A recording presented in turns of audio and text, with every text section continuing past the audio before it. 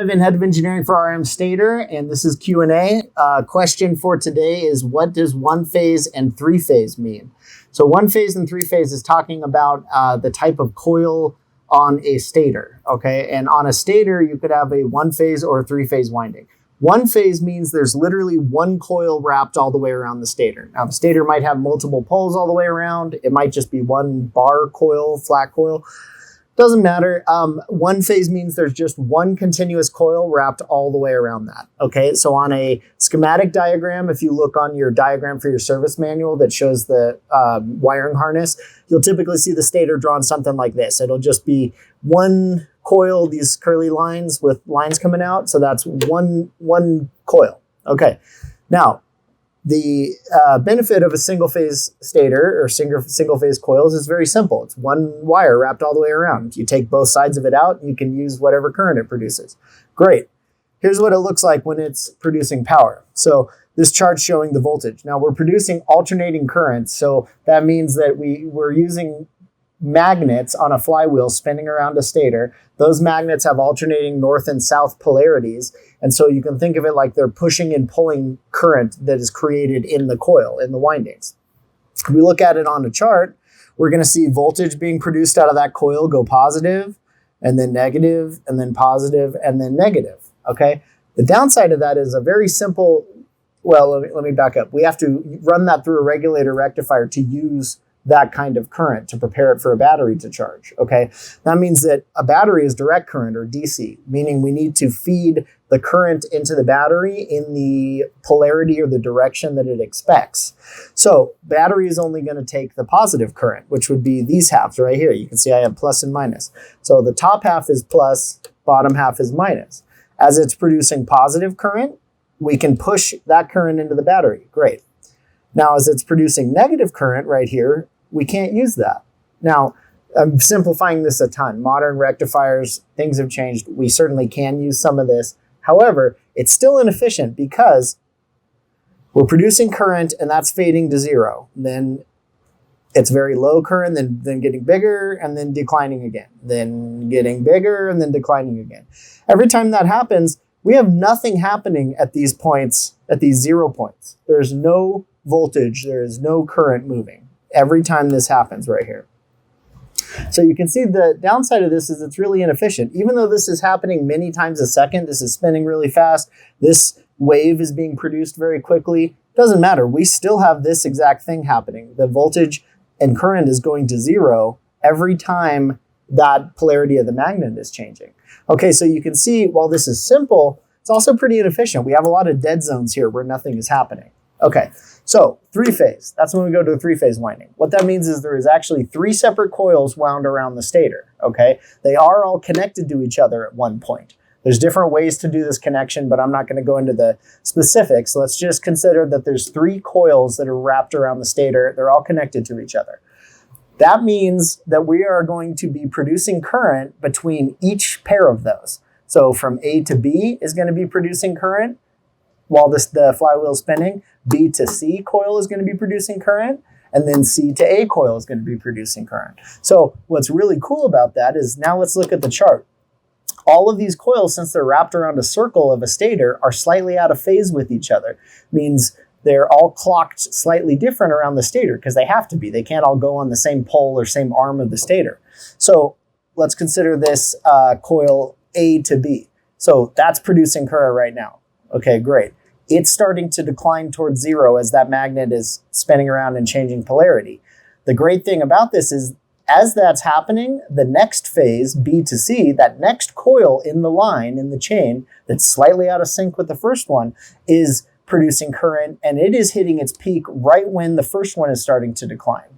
And then the third coil, C to A, is doing the same thing right as B to C was starting to decline. So you can see that these kind of fill each other in. Now there's still like a little ripple here. We can see that that's happening. We're also, like I said, with modern electronics, we're also able to use the current down here as well. So same thing is true down here. As each one is declining or heading back towards zero, as that magnet is passing and going and the magnetic field dies in the middle of the magnet, we are backfilling it or producing more current with the next coil in series or in the chain. So three-phase has huge benefits over single-phase. Now, it's more difficult to wind, but with modern winding machines and technology, it's not a problem. The huge benefit is that not only can we produce more power, so we can produce more current overall, but we also have much more stable output because we're able to have another coil producing power right when the other one is falling away. And we get great improvement in power output, especially at lower RPMs, because we're not, at lower RPMs, these changes are happening very far apart. Everything's spinning slower, so it takes way longer for this curve to happen.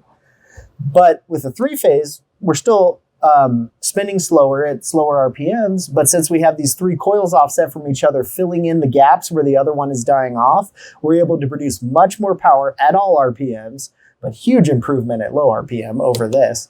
And then we're able to produce more power overall. So I hope that helps explain it. It's why you will see three-phase design used in most modern stators, but it really is a huge improvement over a single phase. Single phase has its places in small CC motors, older things, dirt bikes. Certainly not a bad technology, but when we have this available, this is a huge improvement. Hope that helps. Why are there 2 or more stators listed for my vehicle? That's a great question. We make a ton of stators, and you can often use our website to look up your make, model, year on our make, model, year selector that'll just drop you to the parts for your vehicle. And then you will see 2 stators, 3 stators available. Ones that come to mind is mini Polaris ATVs, like from the late 90s, early 2000s. The Rangers and some of the Razors and stuff had this problem. And then you'd see it, what's the other one I was thinking of? Triumph motorcycles, like the 675 motor, Daytona, Street Triple, Speed Triple. There was like 3-4 different stators available.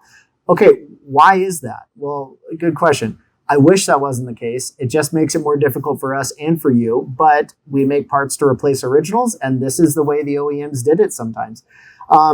I don't know that I can give you a for sure answer, but for Polaris, for example, there's different stators available for some of the same vehicles because some were built with an AC powered or magneto stator powered ignition system. Some were built with a DC or battery powered ignition system that required a different stator. Some had a higher power charging system because maybe they came with a winch or something and another model did not, even though the motor's the same. So there's some reasons for it. With Polaris, a lot of it, I think maybe they had supply problems possibly, and so they used different parts from different manufacturers as they were available. A lot of them will swap onto the same motor, but there might be a stator with a 3-wire source coil, the coil on the stator that powers the ignition, and it had 3 wires. And then there's another stator that's totally compatible with the motor that had 2 wires. Each needs to be paired with its own CDI box to work correctly. However, both systems would work on the same vehicle. Could be due to supply issues, like I said. I'm not aware of any performance gain with either one, but it could be things like that. So it's hard to say. We can't always answer why. I know with Triumph, they did that. There was many different stators used on some of the same motors, I think trying to solve reliability problems because they often had stator failures even when they were brand new. So trying different stator windings and things, we're trying to solve it. None of them really solved it from my experience, but it's probably worth a shot.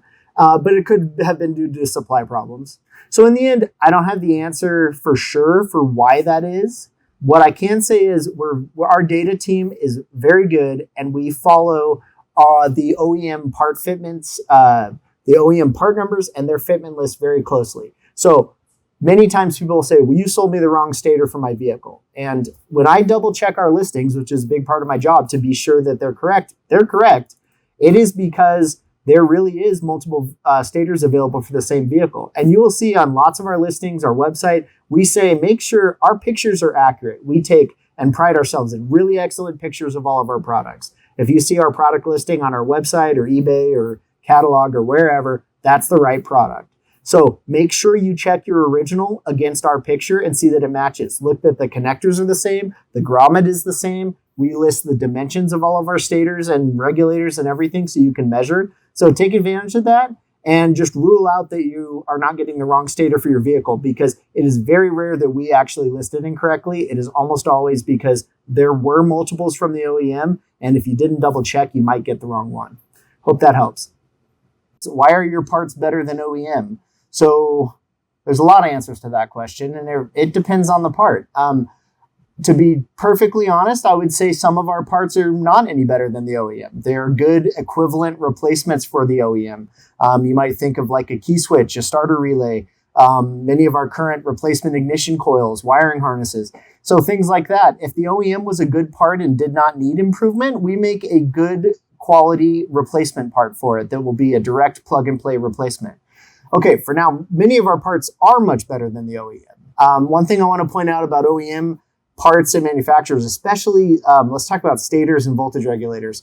OEMs will very often reuse an existing part, and I'm sure that's much cheaper for them. They can take a part that fits another another model or year of vehicle, and if they can pull that off the shelf and reuse it on the new vehicle, that's going to save them a ton of money over developing a new housing, a new connector style, new wire length, whatever it is.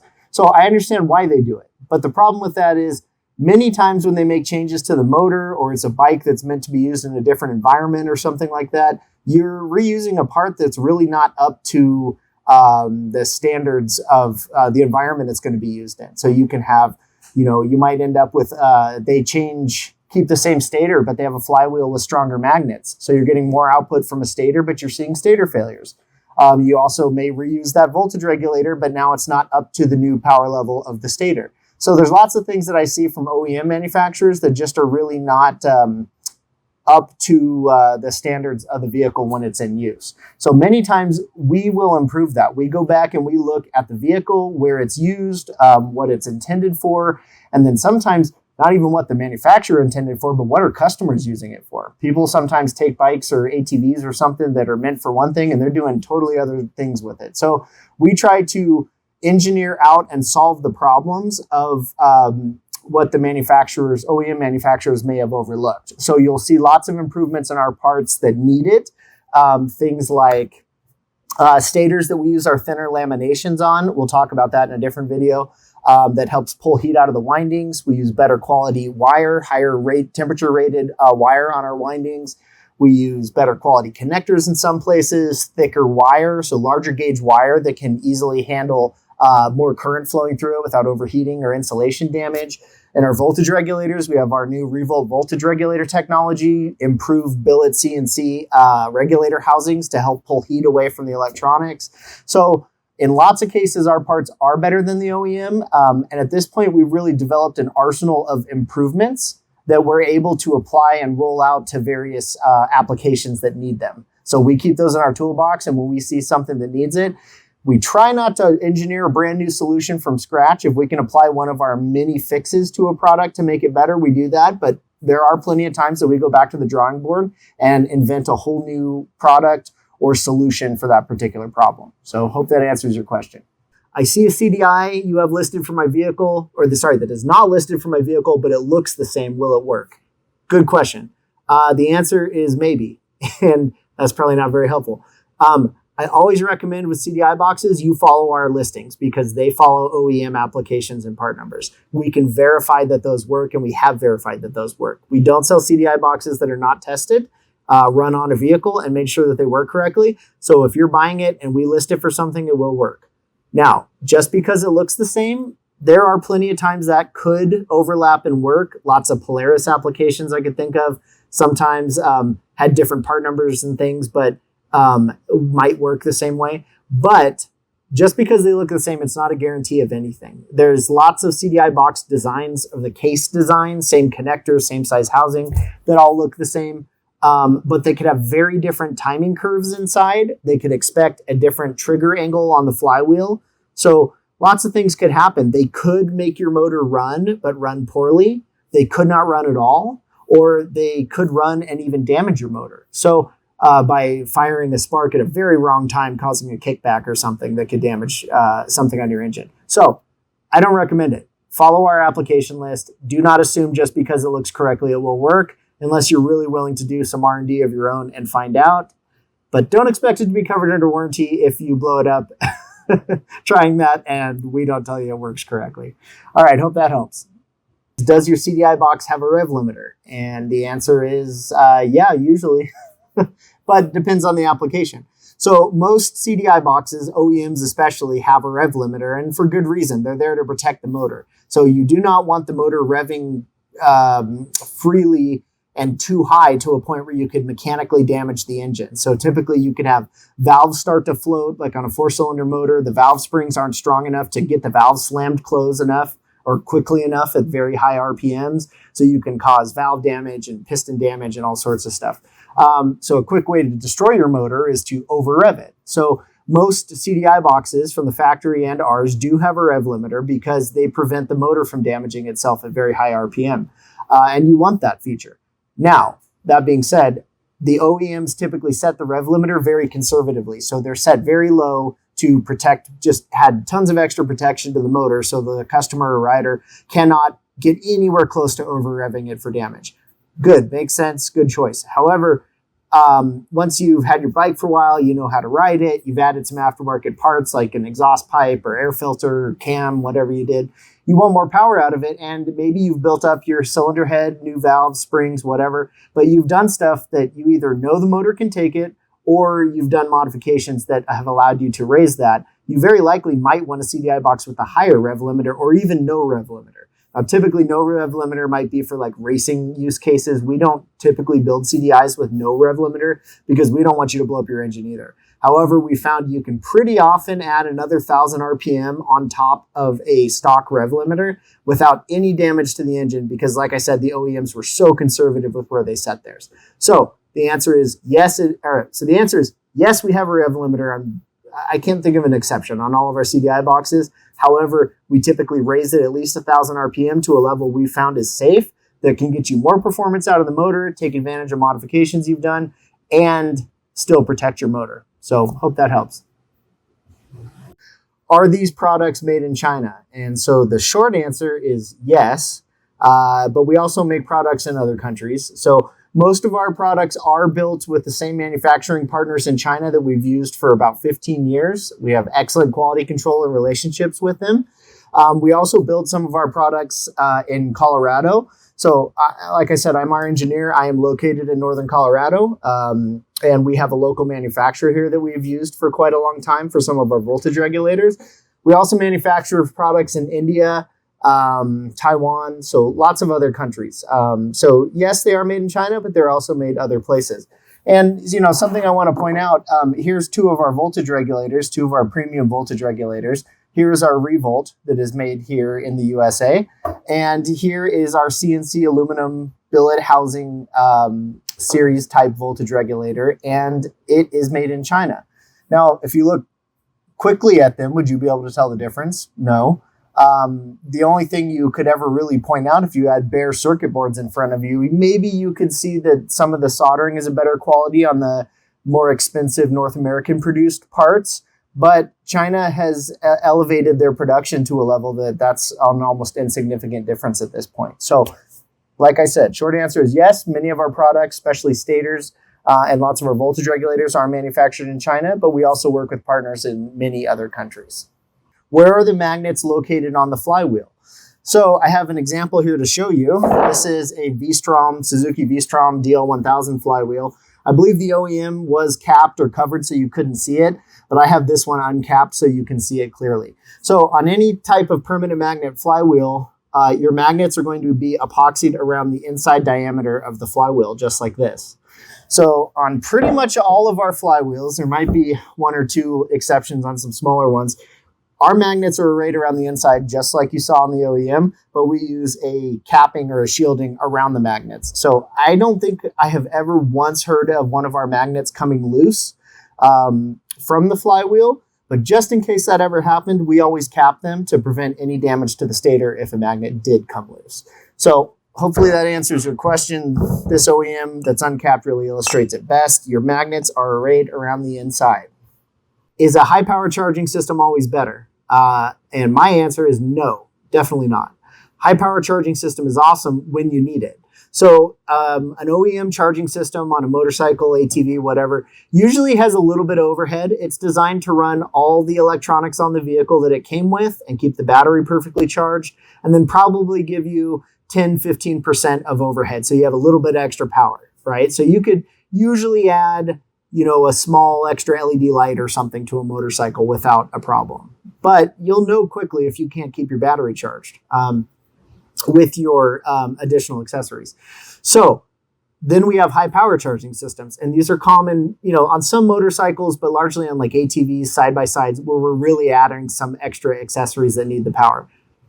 And do you always need it? Well, no, you need it if you need it. So if you're adding extra accessories like on your motorcycle, heated grips or bigger lights, heated seat, heated gear, whatever, or on your side-by-side, a stereo, a winch, extra light bar, whatever it is. In those cases, sure, you should always do the math for the accessories that you're adding and say, okay, I'm adding an extra 150 watts of load to my battery. So now I need a stator that can produce an extra 150 watts on top of the stock stuff to keep my battery charged. That's the case where you absolutely need it. Now, in a case where you're not adding anything new, I don't recommend adding a high power charging system because all you're doing is producing more power and then putting more load on your regulator. And for what benefit? If you're not consuming it, don't make your components work harder than they need to. More power is always going to generate more heat, no matter what.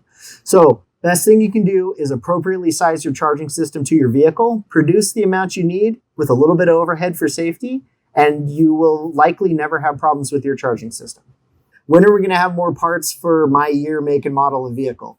So customer service gets asked that quite a bit. Good question. Answer is, I don't know. It depends on your year, make, and model.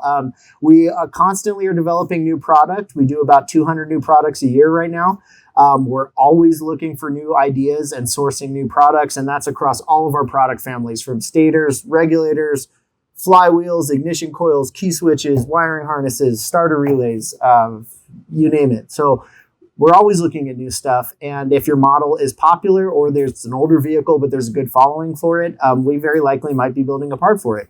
So hard question to answer for anything specific. I would say if you are a member of a community for a particular motorcycle, like we are involved in a lot of Facebook groups and we get tons of good feedback from them. So if you see a need or a part that needs to be developed or something, feel free to contact our customer service and say, hey, we got this great idea. Lots of people are asking for this. Check it out. You can send us a link to your Facebook group or forum or whatever to let us do some research or talk to people. I try to be really involved in Facebook groups because I found them to be really valuable, finding testers for vehicles or testers for parts on particular vehicles and getting feedback and information. So I'd love those recommendations. So feel free to pass them on. All right. Hope that helps.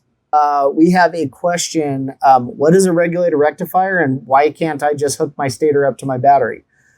Good question. You can't hook your stator up to your battery because it would not work. So we need a regulator and a rectifier to be able to charge a battery with a stator. So a stator is producing alternating current, which we have a diagram of down here. That means we're producing current that flows in both a positive and a negative polarity. So here's positive, here's negative. Okay. So a battery is a direct current device, energy storage device that can only accept and then push out current in one direction, one polarity. So we can't just feed alternating current, alternating positive and negative current into a battery. We need to prepare it for the way the battery can accept it first. To do that, we use a rectifier. Okay. So you can think of the rectifier as what converts or prepares current from the stator into the form the battery can accept it. And then the regulator is a job that the same unit does, but it's like a separate function, but the electronics are tied together. I'm trying to do this simply and not go into too much detail. So the regulator is there to protect the battery because as RPM increases, as our motor is spinning faster, our voltage is going up and our power is going up coming out of the stator. And if that voltage went too high, we could damage the battery. So typically these vehicles use a 12-volt battery. So we need to allow the voltage to go a little higher than that to charge it, but not too high in order to damage it.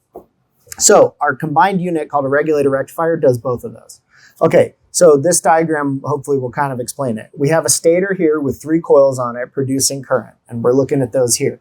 And you can look at our video about 3-phase stators that explains this a little more in depth. But we have our stator, each coil on the stator is producing current as each batch of magnets is coming around it in both this positive format and negative format.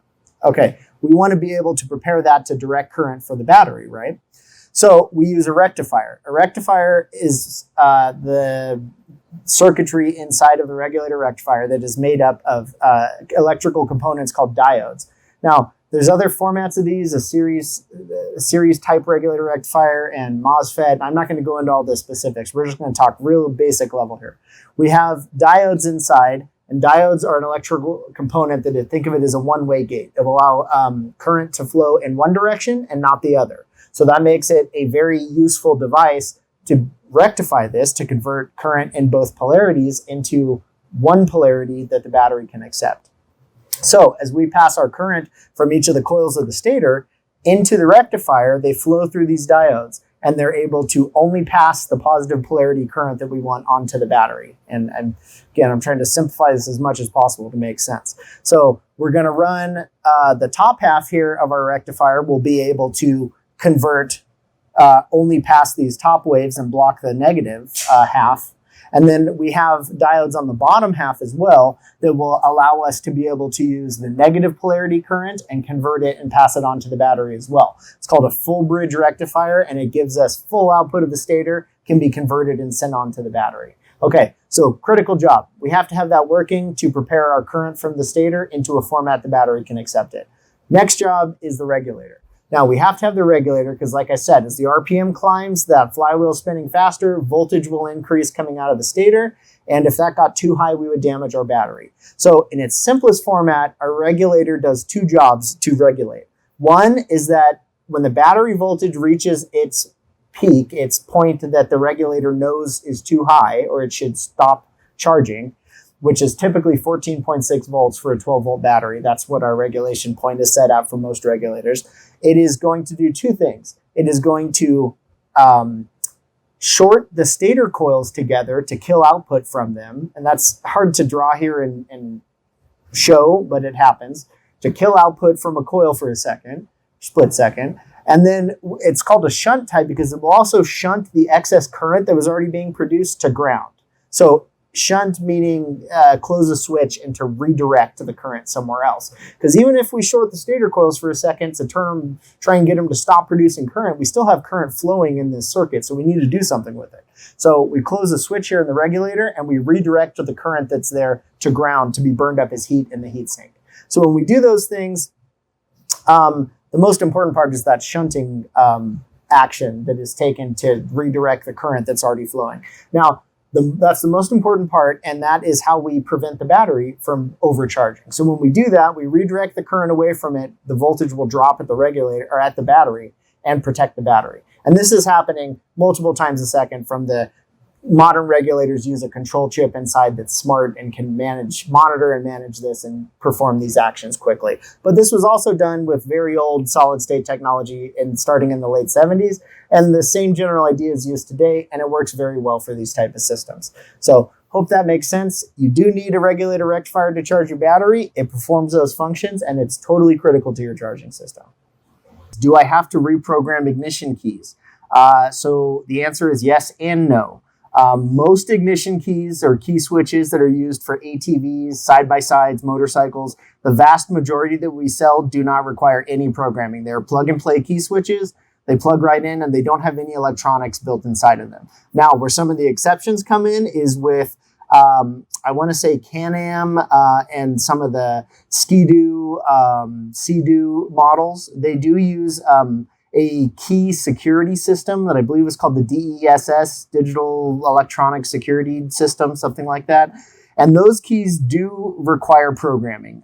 We don't currently sell any keys that require programming. So if you're purchasing from us, it's not something to worry about. But yes, there are some keys for some models and manufacturers that do require programming from a computer. And you typically will need to go to a repair shop or dealership to do that. But like I said, we don't sell those products right now. So it's nothing to worry about coming from us. Thanks for watching.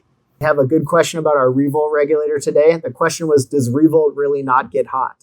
And that's a good question because we say that in all of our advertising. And it does not get hot. I've done tons of testing to prove that. We have videos you can watch on our YouTube channel from our test bench, from running on our Can-Am Maverick car, taking temperature measurements. Now, maybe hot's not the, well, no, hot's probably the right word. They do not get hot compared to a regular regulator. Now, do they have detectable warmth or heat coming out of them? Yes, they certainly produce some heat in use. They have to.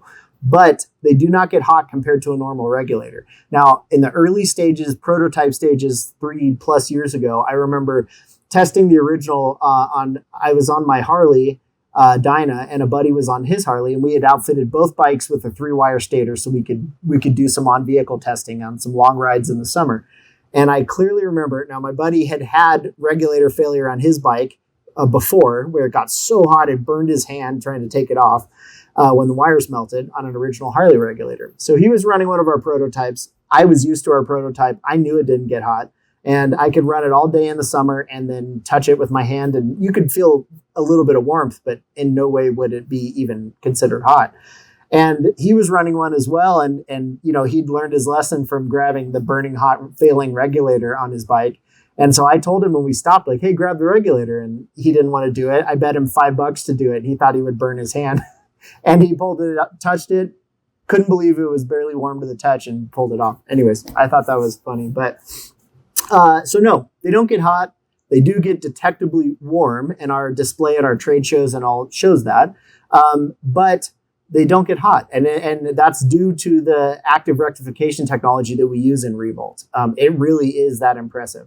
So yes, and if you're skeptical, check out our live testing videos. I mean, they show temperature results live on the bench. You can watch the whole thing and see it compared to many other regulators, and that is real world results. So they are very good. This is an interesting question. We had somebody ask, why does my stator have 2 pulse coils? And that's a good question. I've seen that in a couple different applications. And so off the top of my head, there's 2 reasons why that could be.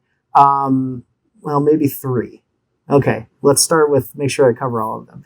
One is, off the top of my head, I can think of Ski-Doo applications that use the RER reverse system. So that's the system on the 2 strokes that you can push a button, it'll stall the ignition, stall the motor, fire a spark at a weird time to kick the motor backwards and run the 2-stroke in reverse. That system uses a pickup coil for the forward direction running and the reverse direction running. So that's one reason. Could be for that. Another reason that I can think of is I'm just trying to make sure I have my thoughts clear. Another reason is for kickback prevention. So I can think of on some of the old Yamaha Big Bears, I think, maybe the 350s from the 90s, there was 1 or 2 models that used dual pickup coils, and I'm pretty sure there was 2 different triggers on the flywheel. One was for normal forward running operation of the motor, and the other was to detect a kickback. And it had a different set of triggers on the flywheel that would, if that detected a pulse in that orientation, it could kill spark, because these are big single cylinder motors and a kickback could damage your starter system or valve train or whatever. So that was a nice, well, maybe not nice. It was kind of a complex way of detecting that and trying to kill spark and prevent engine damage. Those are the 2 things I can think of. The other one, I was thinking, I guess this kind of counts. I'm thinking old CX500 Hondas from like the 70s. There was one version that I can think of their ignition that used a dual pulse coil setup.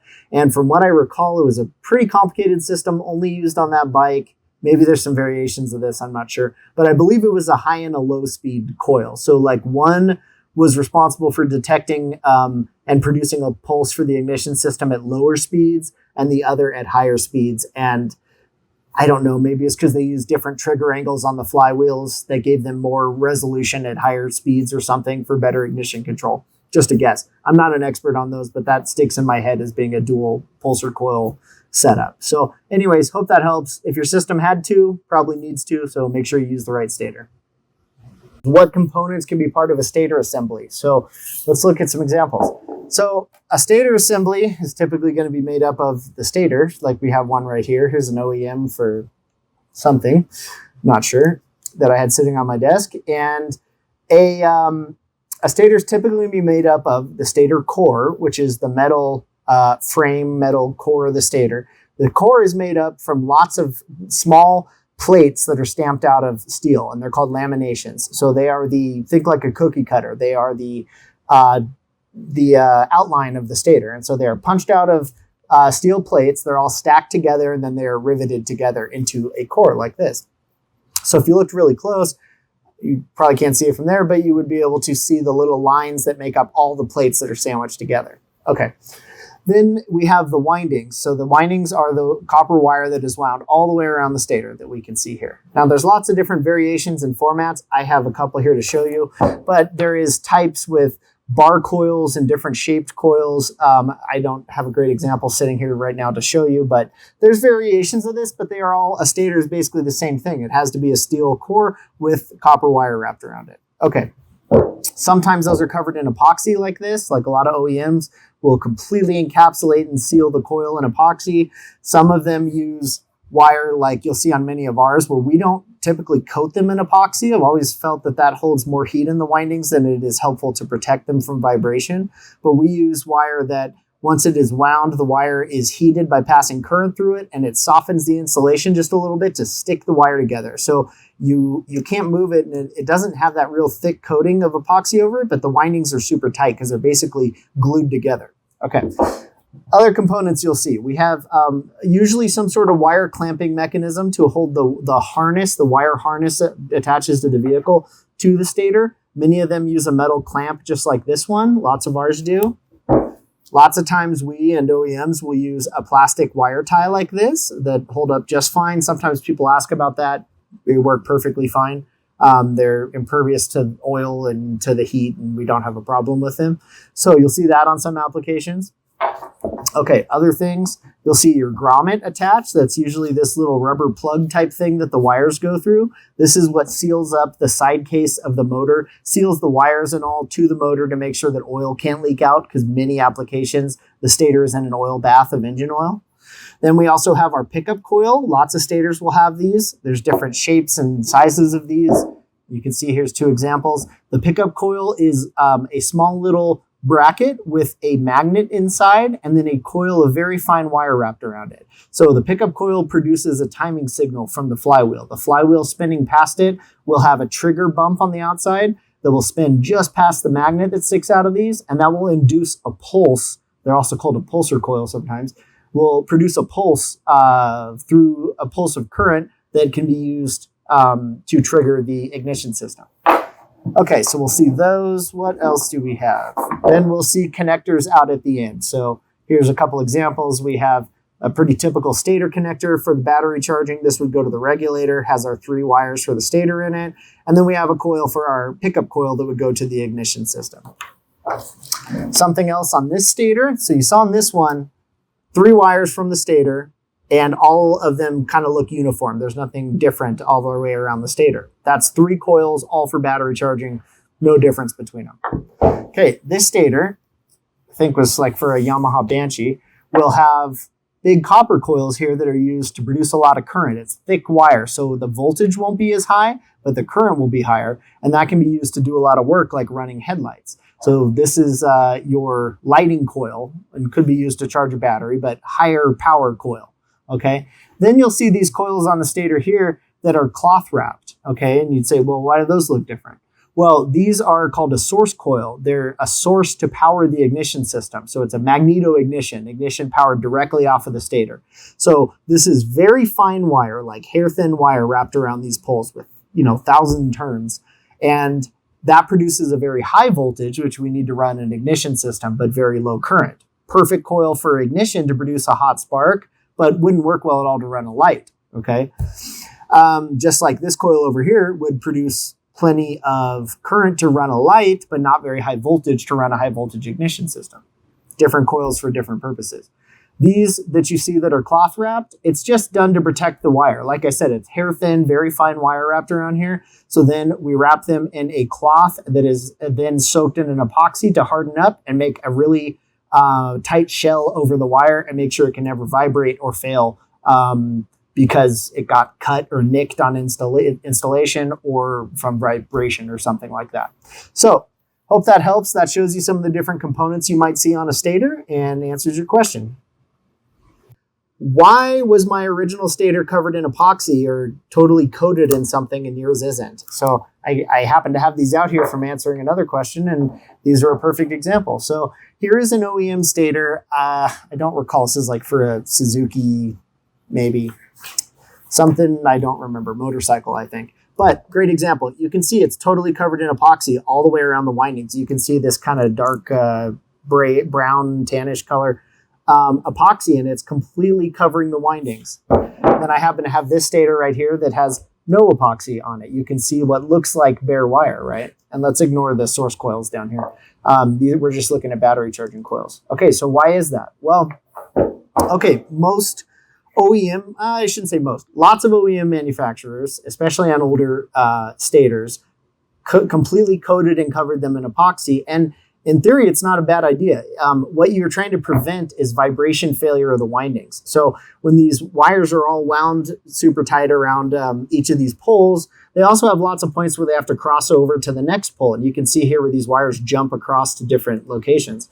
So we have to do that in order to wind them. But all those spots where the wire's not really pulled super tight to the wire next to it or kind of pinched in place could be a spot that could be prone to vibration failure. So think about it. You're running your motorcycle or ATV at high RPM and you're super hot and you're bouncing it all over rocks and stuff. Like that stator is vibrating with the motor, right? And any of these wires that might be a little loose anywhere are going to be vibrating along with the motor. Doesn't take much. I mean, you can see even this fairly large wire is still small.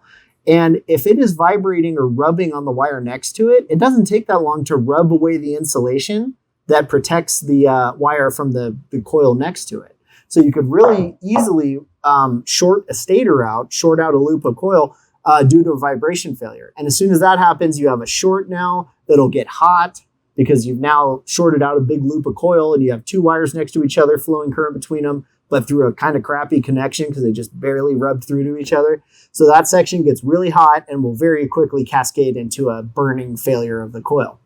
So OEMs did this for a long time. They'd epoxy coat them, completely seal the wires up, prevent any sort of vibration to them. Great idea in theory.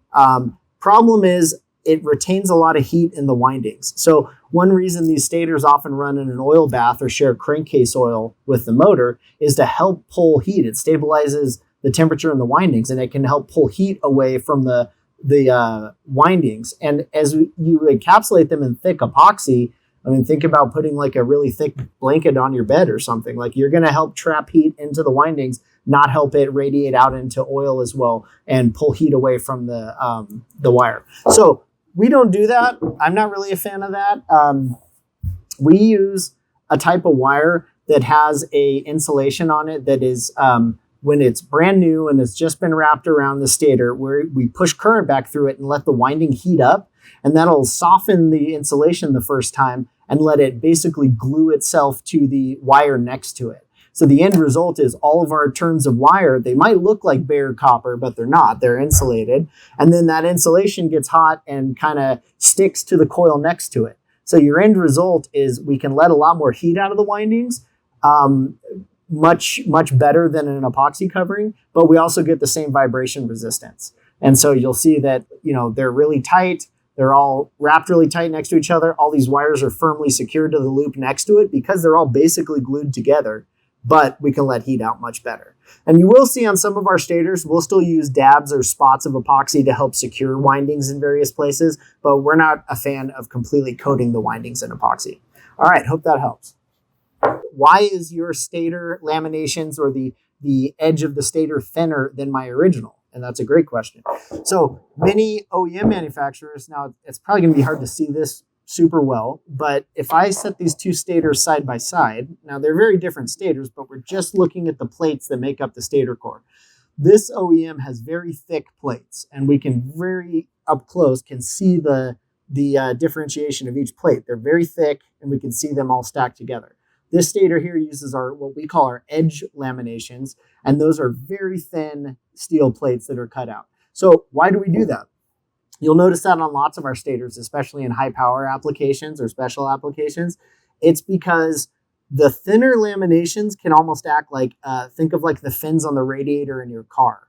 So we add much more surface area of fins or plates to make up the core of the stator. And that can help pull heat much better, pull heat away from the windings into the core and then dissipate it out, just like your car radiator can.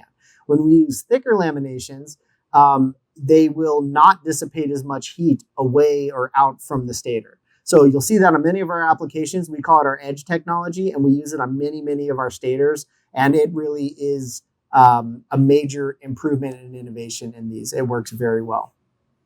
Does your stator make more voltage than the OEM or other aftermarket? And this is a good question. And the answer is a little complicated. So the short answer is, well, we don't care. It makes enough voltage. So the only time that really matters is if we're talking about a coil on a stator that produces power for the ignition system. That coil does need to produce a high enough voltage to run the ignition system. So in that case, yes, it makes the same or more than an OEM or an aftermarket in order to run the ignition system just fine. Okay, but what I think this question really meant is they're kind of confusing voltage with power output of the stator, because in the end, we don't really care too much exactly what kind of voltage the stator produces if it's being used for a battery charging scenario, which most are, and I'm going to take the question that way. So if the question is, really, does your stator produce more power than the OEM or somebody else's? And so the answer there is, well, we don't care so much what the voltage is. We care that it produces enough power to do the job, at least as much or a little more. And so I wanted to kind of draw this out and make a diagram here to try and explain why this is important. So what we typically care about with the stator producing power, because it's being used to charge a battery, we care about how much power is produced. We don't care the exact voltage coming out of it. And we don't even care the exact amperage coming out of it. We really care what those two things together are and what they produce. So over here, I kind of drew out the equation that's used to calculate power. So power is noted in watts, and power is what we're using to do work. It's what is being used to charge the battery, and then it's a rating of what we can produce from the stator to do work, to charge the battery and then pull current out of the battery to run lights and ignition and whatever else we need. So the equation is power equals voltage times current. Voltage is measured in volts and current is measured in amps. So as far as voltage goes, it needs to be high enough. As long as it's high enough, it's okay. Now in our troubleshooting guide, we do have some guidelines because that's a useful way to troubleshoot a stator. A stator typically produces a three-wire, three-phase battery charging stator like is used in most ATVs, side-by-sides, motorcycles. Will produce somewhere, our rule of thumb is 10 to 15 AC volts produced at idle, around 1,000 RPM. And then if we measure at about 5,000 RPM, so the motor's revved up, we're at full output, we should measure somewhere around 40 to 60 volts AC. Now, that's a total rule of thumb, and it's not an exact, specification, but it's a good guideline. Can be used for useful testing. That test is also done with the stator unplugged from the regulator, so there's no load on it. Because once there's a load on it, we're pulling current out of the stator, that voltage will be pulled down. Okay, but let's talk a little bit more about why these things all matter together. So like I said, power in watts equals voltage times current, okay? Now, the kind of easiest way to explain this is thinking about water running through a pipe. So I kind of drew two scenarios here. So we have a pipe, they're both the same diameter. In one of them, we have water flowing pretty much through the whole pipe or towards the top of the pipe. So it's pretty full, okay? The other one, we have water, pipe's not totally full, water's running lower in it. Okay, if we can assume how high the water is in the pipe, we can call that the pressure or the voltage. So that is how much pressure, how much pushing is happening behind it, okay? And we can consider current. This is a great explanation because current, like the water flowing through the pipe is called current, just like we can assume electrical current flowing through a wire is called current. So it kind of makes sense to think about it in this way, except instead of water, when we're dealing with the stator, we're dealing with electrons moving through wire, right, through metal. So here's what I wanted to illustrate and hopefully get you to understand what the difference is here. So since power is made up of voltage times current, we can have a lot of pressure or high voltage behind this, and then we could have the current moving either fast or slow. So if you think these two are multiplied to come up with this number with power, if we had high pressure or high voltage, and we had a very fast moving current, we're going to end up with very high power, right? Because these two are multiplied. If we had a very high voltage or high pressure behind it, but we had very slow moving current, we could end up with very low power, even though the voltage was high. And then if we look at this other example where we have very low pressure, very low voltage, a fast moving current, since these two are multiplied, could get the power number up because we have a lot of water flowing, even though there's not a lot of pressure behind it.